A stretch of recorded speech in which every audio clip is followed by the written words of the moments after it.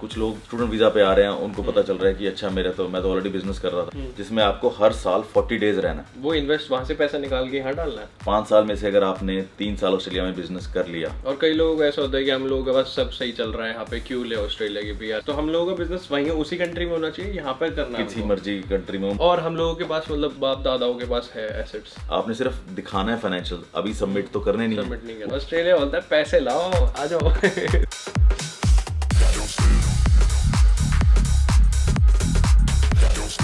A very good morning and welcome to our channel. This is your Tushar. We have Mr. Gagandeep Singh here from Holistic Migrations and हम भी Holistic Migrations के अंदर ही खड़े हैं। कैसे हैं भाजी? बढ़िया बढ़िया, आप बताओ कैसा चल रहा है? बस ऑल गुड। तो भाई हमने लास्ट टाइम यहाँ पे वीडियो शूट करी थी, वो डिलीट हो गई। बहुत ज़्यादा इन्फॉर्मेटिव सी वीडियो थी, ठीक है। यहाँ पर ही हमने शूट करी थी, मेरा मेमोरी कार्ड क्रैश हो गया भाई इन दी एंड। हम लोगों ने वीडियो बनाई थी बिजनेस वीज़ा के ऊपर, ठीक है, बट अब फिर से बना रहे हैं। तो मैं क्या कह रहा था, हाँ, ऑस्ट्रेलिया के अंदर हम लोग बिजनेस कैसे कर सकते हैं। हम लोगों के पास इंडिया में फंड्स हैं, यहाँ पर फंड्स है। हम लोग कितने, हम लोगों को फंड्स चाहिए होते हैं, हम लोग कैसे एक बिजनेस वीज़ा ले सकते हैं इंडिया में बैठे बैठे, या फिर यहाँ पे अगर हम लोगों को आगे कन्वर्ट करना है, क्या अपॉर्चुनिटीज़ है, क्या स्कोप है, कितना पैसा चाहिए, वो सारी बातें हम आज इस वीडियो के अंदर करने वाले हैं। गगन भाजी will help us in this thing, क्योंकि भाई मेरे को इतनी ज़्यादा नॉलेज नहीं है और ना ही यूट्यूब पे इतनी ज़्यादा नॉलेज है इस वीज़ा के ऊपर। तो हमने कहा हम इस वीडियो को डेफिनेटली बनाते हैं एंड आप लोगों की हेल्प हो जाएगी इस चीज़ से। तो हाँ, लेट्स स्टार्ट द वीडियो।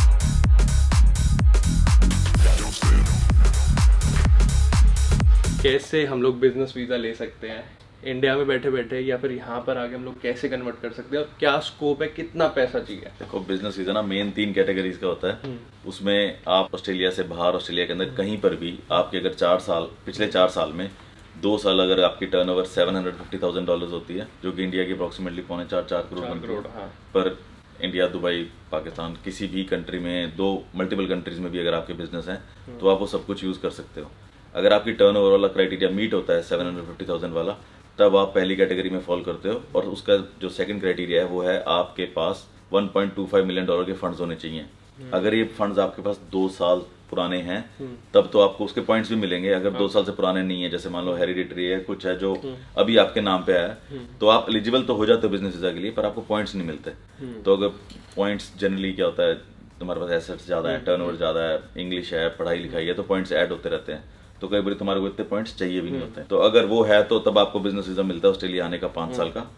5 साल में से अगर आपने 3 साल ऑस्ट्रेलिया में बिजनेस कर लिया तो फिर वो, और $6 लाख आखिरी के 1 साल में अगर आपने इन्वेस्ट करे ऑस्ट्रेलिया में, तो वो आप तब फिर आप एलिजिबल हो जाते हो पीआर डालने के लिए। तो फिर आप पीआर डाल के परमानेंट हो जाते हो, उससे पहले आप बिजनेस वीजा पे रहते हो। कुछ लोग इसको अपॉर्चुनिटी की तरह भी यूज कर सकते हैं कि अगर आपने अपने इंडिया, पाकिस्तान, मलेशिया, किसी भी कंट्री में फंड्स दिखा के बिजनेस वीजा ले लिया, तो आपके 5 साल का वीजा आ गया, आपको फुल वर्किंग राइट्स मिलते हैं, आपके बच्चे ऑस्ट्रेलिया पढ़ सकते हैं, वाइफ यहाँ रह सकती है, हस्बैंड रह सकते हैं। तो अगर उसके दौरान आपने अपने आप को किसी और वीजा के लिए एलिजिबल कर लिया, जैसे स्किल्ड के लिए एलिजिबल कर लिया, या आपको लगता है कि यार मैं यहाँ पर बिजनेस नहीं करना चाहता, तो उस टाइम के बीच में आपने पढ़ाई करके स्किल्स अचीव कर लिया, एक्सपीरियंस करके कर लिए, या 5 साल के एंड में आपको लगा यार कि मुझे पीआर नहीं डालनी बिजनेस वीजा के ग्राउंड्स पे, मैं अपने बच्चों को स्टूडेंट वीजा ले देता हूँ या वाइफ स्टूडेंट वीजा ले लेती है, तो वो 5 साल को हम किसी और तरीके से भी यूटिलाइज कर सकते हैं। अगर आपको ऑस्ट्रेलिया आके रियलाइज होता है कि this is not your country to do business, पर अगर आपने बिजनेस ले ही लिया है तो ऑस्ट्रेलिया आ ही गए हो, तो बेटर है कि अपना 3 साल बिजनेस रन करो।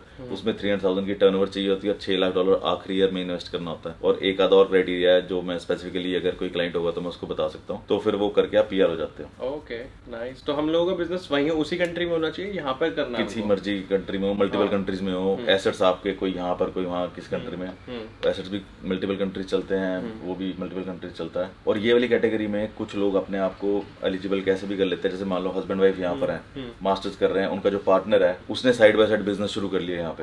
बाय द टाइम किसी का 2 साल की मास्टर है या पीएचडी है, तो उस 2 साल में उन्होंने बिजनेस का टर्नओवर भी मेंटेन कर लिया, एसेट्स उनके पास ऑलरेडी अपनी कंट्री में थे, कुछ यहाँ पर भी हैं, तो वो अपने आप को यहीं पर ही बिजनेस वीजा के लिए एलिजिबल कर लेते हैं। उसके बाद बिजनेस डालते हैं, उसमें बिजनेस को कंटिन्यू रन करने के बाद पीआर डाल देते हैं। और कुछ लोगों का, जैसे मान लो पॉलिटिशियंस हैं जो बिजनेस नहीं कर सकते, तो इस तरह से कई जगह पे, या कोई लोग वैसे ही, जैसे मान लो जमींदार टाइप है, या इनके पास जमीनें हैं जो टर्नओवर नहीं है, या इंडिया में, अब मैं क्या बोलूं, किसी का टर्नओवर नहीं है, तो फिर वो कैटेगरी ए में तो क्वालिफाई नहीं करता, बिजनेस वीजा के लिए दूसरे तरीके से एलिजिबल हो जाता है। अगर उसके पास $2.5 मिलियन कहीं पर इन्वेस्टेड है, अपने प्राइमरी घर को छोड़कर, अगर उसके पास $2.5 मिलियन की प्रॉपर्टी है, एसेट्स हैं, तो फिर वो यहाँ पर सेकंड कैटेगरी में आ जाता है, उसके अंदर उसको $2.5 मिलियन इन्वेस्ट करने पड़ते हैं विदाउट शोइंग द टर्नओवर। वो इन्वेस्ट वहां से पैसा निकाल के यहाँ डालना है। हाँ। ऑस्ट्रेलिया में अगर आपके पास कैश है, एफडी है, ट्रक्स हैं, कारें हैं, कुछ भी हो कोई सकता भी है ना, बिजनेस है, ट्रांसपोर्ट वगैरह हाँ, कुछ भी है, कुछ भी है, या जमीन है, तो फिर आपको जो पैसा आप डिक्लेयर करोगे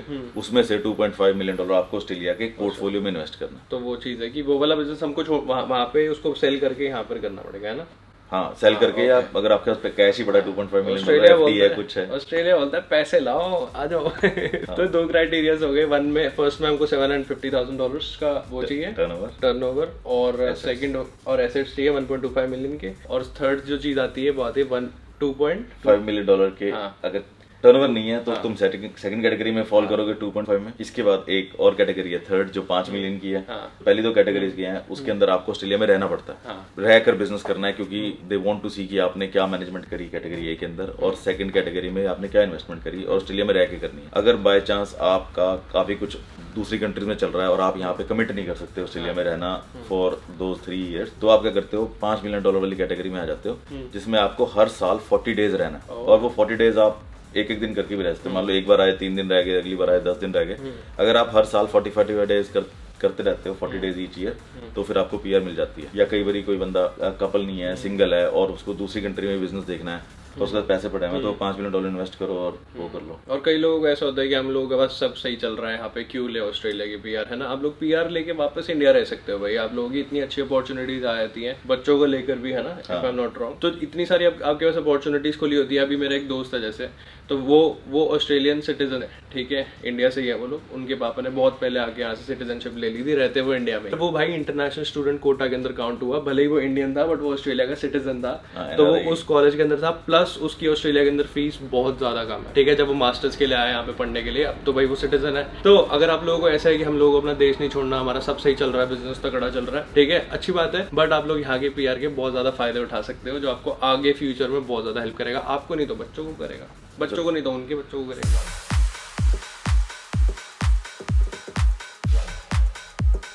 पीआर तो चलो एक क्राइटेरिया हो गया, पर आप ये भी देखो ना, जो जेन्युइनली बिजनेस कर रहे हैं उनको बिजनेस एक्सपेंशन करनी है, तो बिजनेस एक्सपेंशन एक कंट्री में होगी, 2 में होगी, और ऑस्ट्रेलिया में बिजनेस एक्सपेंड कर रहे हो, तो यहाँ की सिटीजनशिप या पीआर लेके रख लो, क्योंकि आपको आगे टैक्स वगैरह के लिए होगा ना। जैसे मान लो कहीं इन्वेस्ट करना, को हर बार एफआईआरबी की अप्रूवल लेनी पड़ेगी।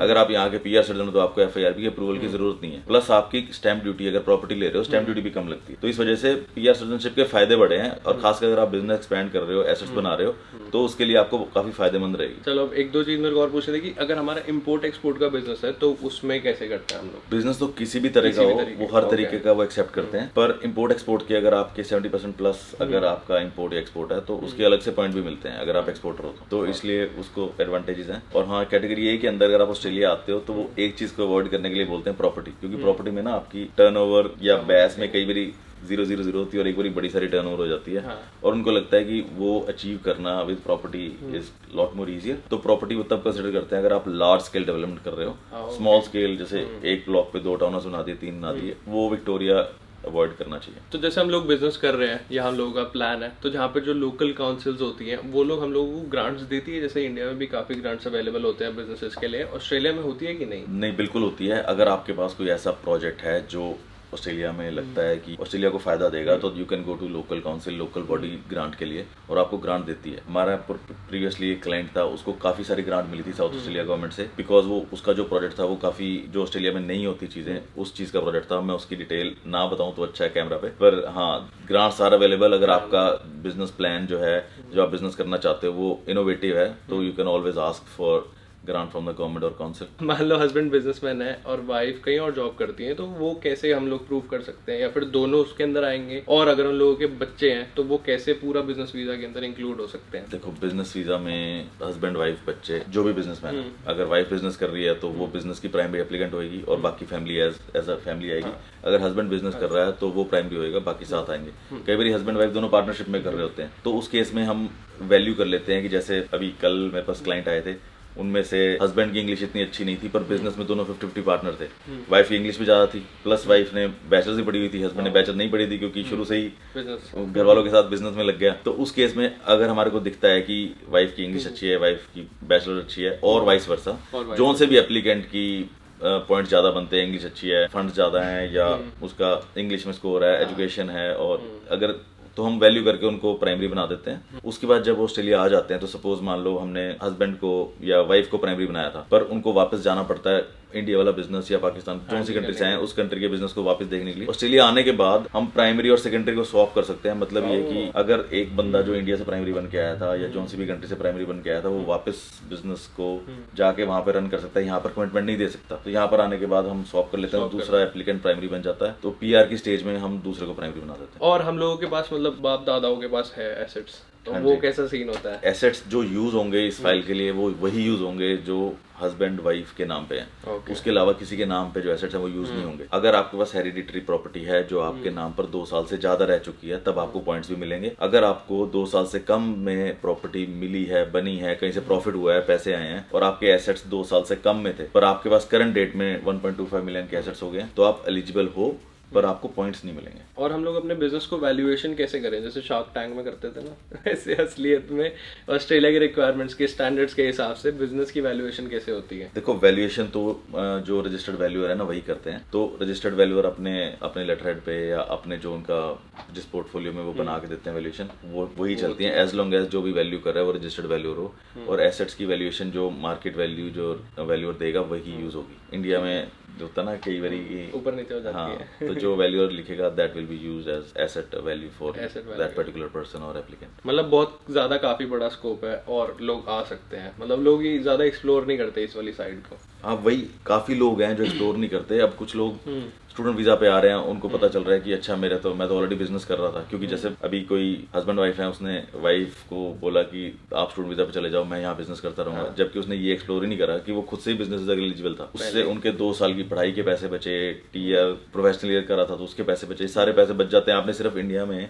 कैटेगरी ए के लिए आपने सिर्फ दिखाना है फाइनेंशियल, अभी सबमिट तो करने नहीं है। उसके बाद 5 साल का वीजा मिल जाएगा। Then you utilise those 5 years how to achieve business visa और एनी अदर वीजा। तो भाई काफी ज्यादा इंपॉर्टेंट बातें हम लोगों ने डिस्कस करी, और नीचे हम लोग ना एक बिजनेस वीजा का फॉर्म आप लोगों को अटैच करके दे रहे हैं। जो लोग सीरियस है, जिन लोगों को बिजनेस वीजा लेकर आना है, या फिर जो लोग एग्जिस्टिंग ऑस्ट्रेलिया के अंदर है, वो नीचे उस फॉर्म को जाके फिल कर सकते हैं। गगन पाजी and team will be helping you out for the same. और जो भी आप लोगों को क्वेरीज है, आप लोगों को रेज्यूमे, सीवी और कुछ मंगवाना वही हो जाएगा ना? नहीं, वो फॉर्म के अंदर ना वो स्पेसिफिकली बिजनेस वीजा के लिए फॉर्म है। हाँ। उसके अंदर आपके एसेट्स और टर्नओवर की वैल्यू लिखी हुई है। वो बेटर है अगर आप अपने सीए से भरवा लेंगे, तो एटलीस्ट हमारे पास क्लोज टू एक्यूरेट इन्फॉर्मेशन आ जाएगी। तो हम एटलीस्ट असेस कर सकते हैं कि आप एलिजिबल हो रहे हैं या नहीं हो रहे हैं, या कैटेगरी ए, बी या सी में से किसके लिए एलिजिबल हो रहे हैं। तो उसको अगर आप भरेंगे तो उसके अलावा मुझे एज ऑफ नाउ कुछ नहीं चाहिए असेस करने के लिए। ठीक है, बाकी आप लोग आगे कंसल्टेशन लेने के लिए आ सकते हैं। नीचे डिस्क्रिप्शन के अंदर जैसे मैंने बताया फॉर्म है, जो लोग ऑन शोर है, ऑफ शोर, आप लोग बात कर सकते हैं। थैंक यू गगन पाजी for providing such a lovely information. और मेरे को इतनी ज्यादा खुद इन्फॉर्मेशन थी नहीं, मेरे को पता ही नहीं था भाई ऑस्ट्रेलिया में कितना पैसा लगता है भी नहीं मेरे पास। ठीक है, $7.5 लाख पापा दे दो, पापा कहेंगे चले यहाँ से, है ही नहीं। तो भाई वो सीन है, जिन लोगों के पास है भाई, आप लोग अपने वीजास को एक्सप्लोर कर सकते हो एंड आप लोग ऑस्ट्रेलिया आ सकते हो, पीआर ले सकते हो। ठीक है, तो अगर आप लोगों को वीडियो इतनी अच्छी लगी तो लाइक कर देना, गुजारिश की सब्सक्राइब कर देना। हम लोग आपको मिलेंगे नेक्स्ट वीडियो में, तब तक के लिए love from Melbourne, boy from India, peace. Gagan paaji from Australia, असली रूट्स इंडिया की है। आगे वो जन्मभूमि ये कर्मभूमि। Exactly. Thank you for watching.